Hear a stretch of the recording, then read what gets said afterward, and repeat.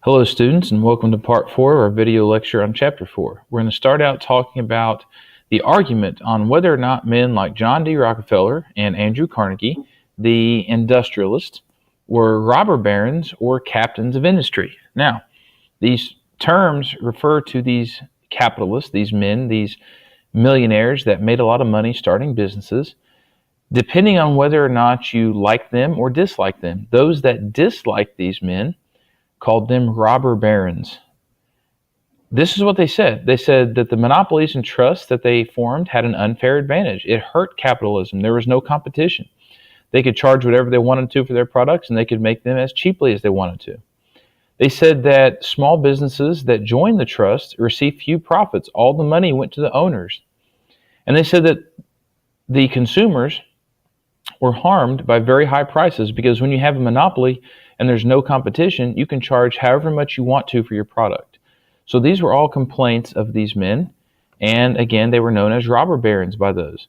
Now, some really liked what they did and called them captains of industry.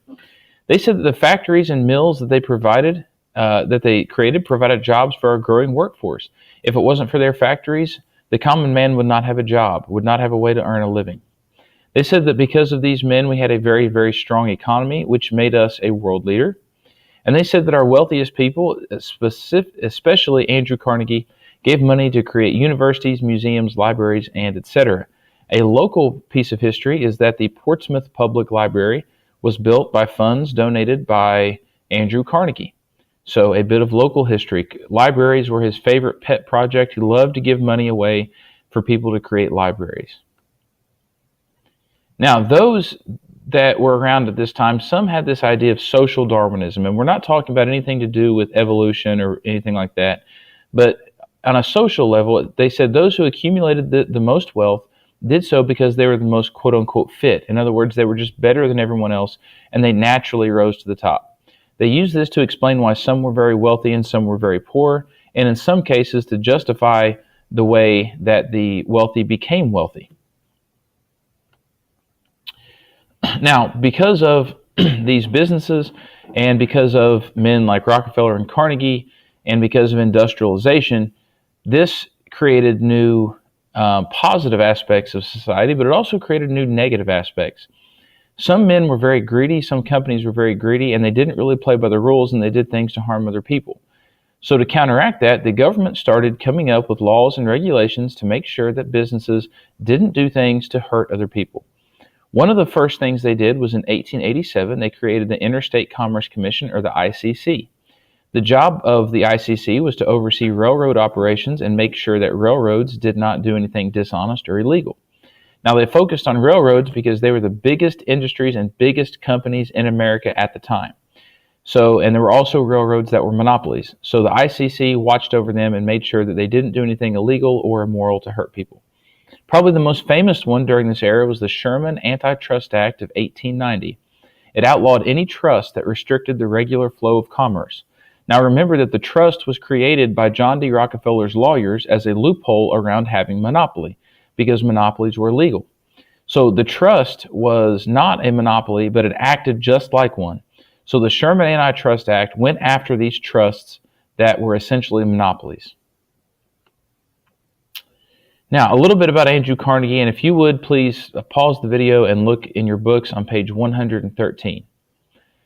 Andrew Carnegie lived the American dream. He came here in 1848 as a very poor immigrant when he was 12 years old, and immediately began work as a bobbin boy in a textile factory, making extremely low wages, working in what is essentially what we would call today a sweatshop.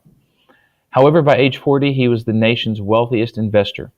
Through hard work, determination, smart investing, he became one of the wealthiest people ever to live, not just in the United States, but in the world. And by the time he died, he'd given away over 80% of his fortune, which amounted to, in that time, about $350 million, but in today's time would be much more.